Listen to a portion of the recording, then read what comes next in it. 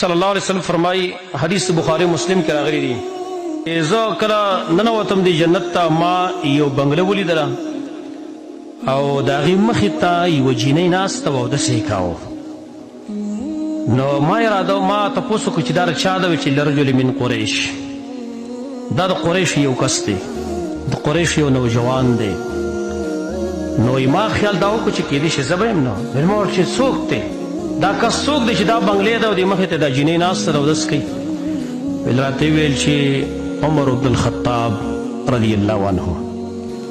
دا امیر المؤمنین عمر بن الخطاب رضی الله عنه دی دغه کس ته چې ډېر غیرتي کس و او علما ذکر کوي حدیثو کې اصل کې راغلی حدیث بخاري مسلم کې چې نبی صلی الله علیه وسلم یو پیر ناست دی په کور کې په دې کې څه جنکۍ وي او زنانه وي هغې لوبې ویلې او تمبلې واهه نبی صلی الله علیه وسلم له ډېره حیا ورته نو چې وداسې ویلی نه شو په دې کې ابوبکر ځانور راغی هغه ورته څه قار راقار شو خو د هغه نه څه سترګه نه سوځېدله بس هغه هلته کېناسته او نبي صلی الله علیه وسلم مخ هسې اړولی دیوال طرف ته هغې خپلې لوبې قلارې وی تمبل وی په دې کې وروالی شو نو عمر ځانهو د هغه آواز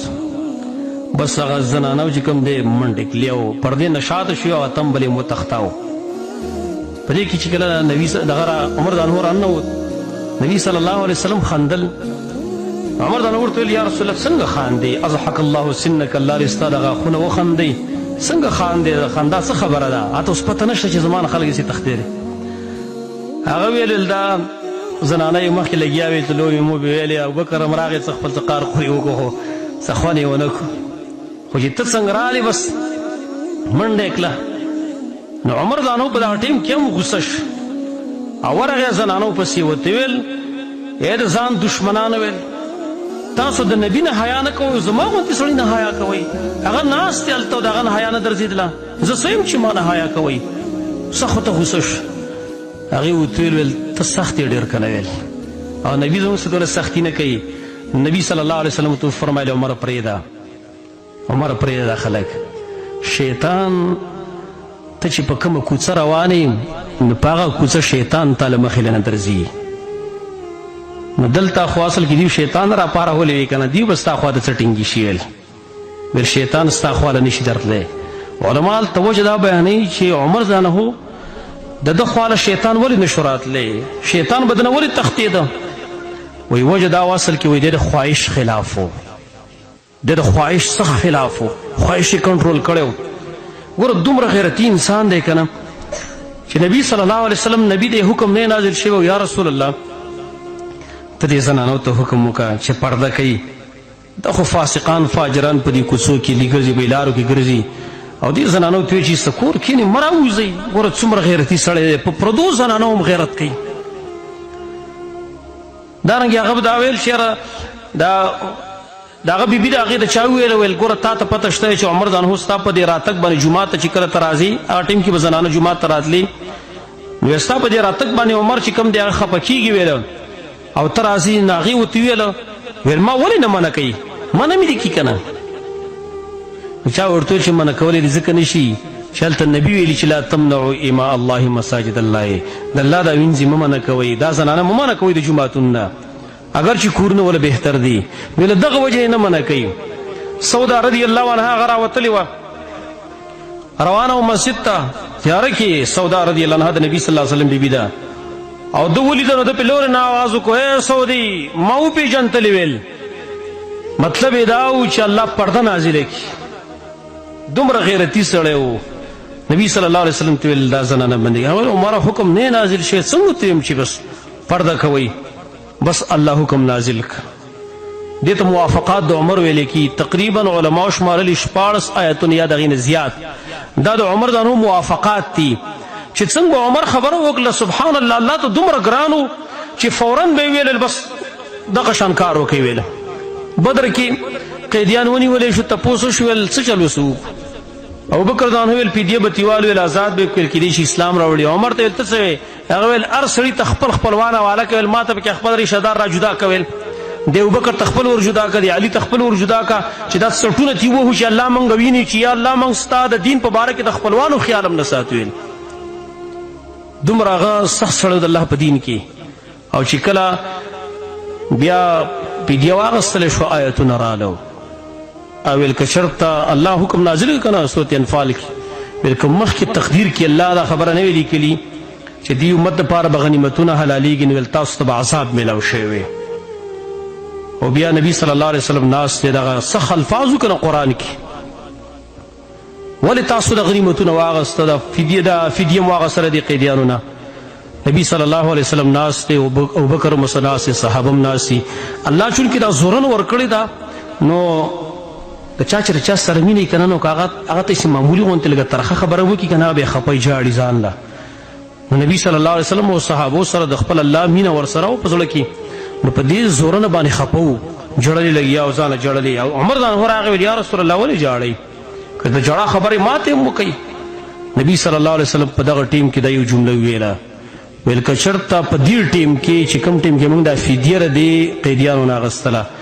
که عذاب راغلی وی صرف عمر به بچ شوی نور به ټول هلاک شوي وي دغه سړی دی نو عمر ځانهو دا د خواهش خلاف وی دارنګې نبی صلی الله علیه وسلم ته ویل یا رسول الله ویل د مقام ابراهیم سره 2 رکعته مونځ به کولی ډېر به ښه وی ګوره اتفاقي طور یې وتېلي مقام ابراهیم سره چې کوم طواف کله مونږ وکړو نو 2 رکعته مونځ دلته پکار دی چې هسې وي کو فورا الله حکم نازل کړو واتخذوا من مقام ابراهیم مصله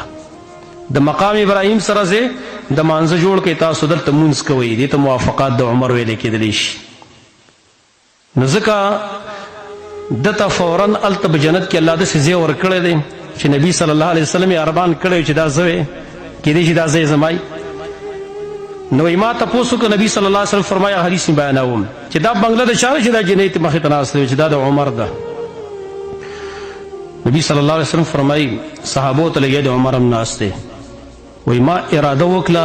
چې لږ دننه ورننه وځمه لږ د دې بنګلې سیل کوم د دې محل سیل کوم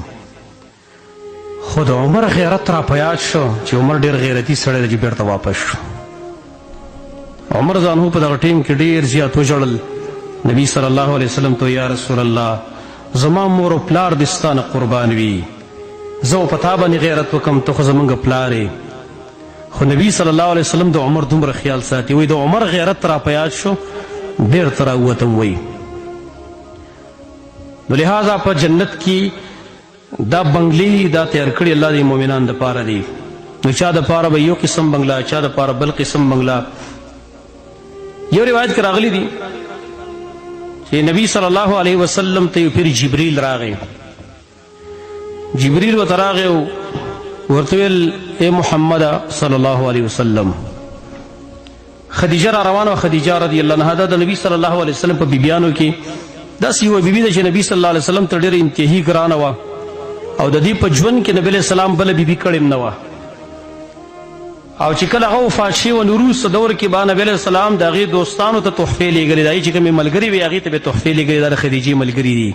په مخه به یادوله په مخه به یادوله عایشه فرمایي چې ماله په بل چا دومره غیرت نه راته څومره به چې په خدیجې باندې غیرت راته وایي ځکه په مخه به نبی علیه السلام یادوله حالانکې مشره ښځه وه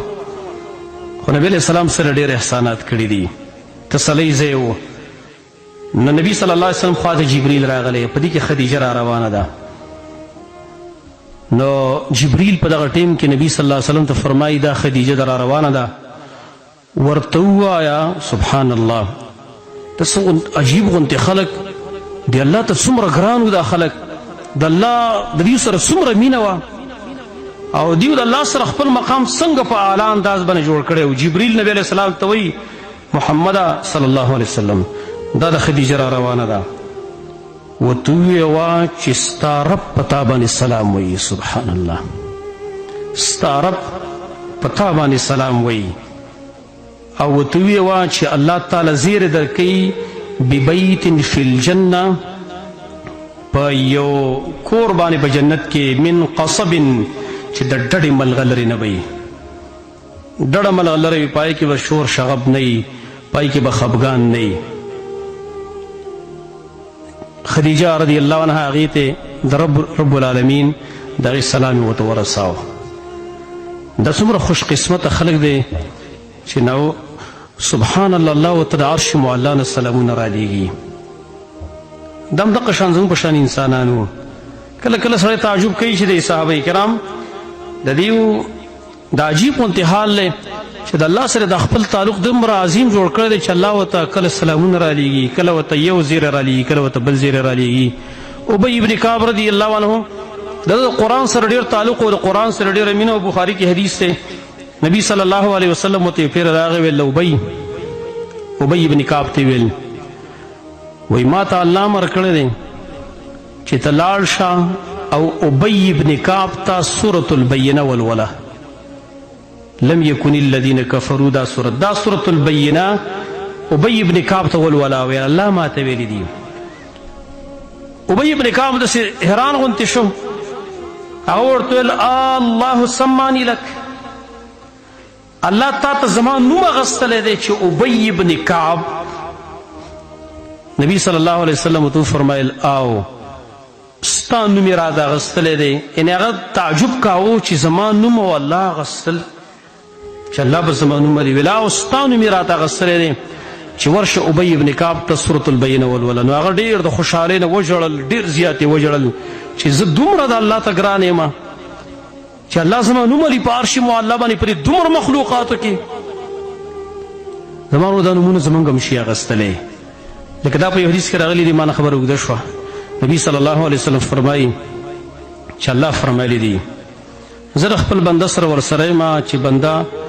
که ما د خپل ځان سره یاد کی، ځان له ځای کې مې یاد کی، ذکر زما وکړي، نو ذکرته فی نفسی، زم د خپل ځان سره یاد کم. وان ذکرنی فی ملئ، او که ما په یو جماعت کې یاد کی، ذکرته فی ملئ خیر منه، الله وایي زه به په داسې جماعت کې یاد کم چې هغه به د دغه جماعت نه غوره. که موږ د خپل الله تذکره مثال په طور په دې جماعت کې وکړه نو الله به زمونږ تذکره انشاء الله تعالی، زمونږ امید دی د الله نه چې د ملایکو په جماعت کې به ان شاء الله.